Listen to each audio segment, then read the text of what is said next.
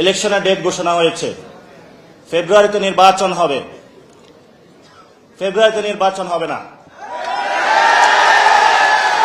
ফেব্রুয়ারিতে নির্বাচন হবে না, কারণ যদি ফেব্রুয়ারিতে নির্বাচন হয়, আমার যে ভাইয়েরা শহীদ হয়েছিল, রক্ত দিয়েছিল সংস্কারের জন্য, একটি নতুন সংবিধানের জন্য, তাহলে কবরে গিয়ে তার লাশটা ফেরত দিতে হবে এই সরকারকে।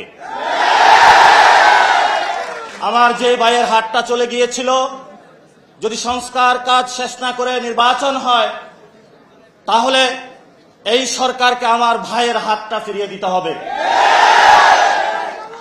যে মায়ের বুক খালি হয়েছিল, যদি সংস্কার ছাড়া, একটি নতুন সংবিধান ছাড়া বাংলাদেশে নির্বাচন হয়, তাহলে ওই মায়ের বুকের সন্তানকে ফেরত দিতে হবে।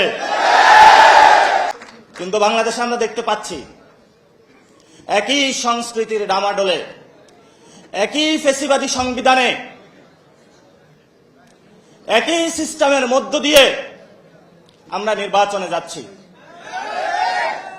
তাহলে এতগুলো মানুষ শহীদ হওয়ার প্রয়োজন কি ছিল?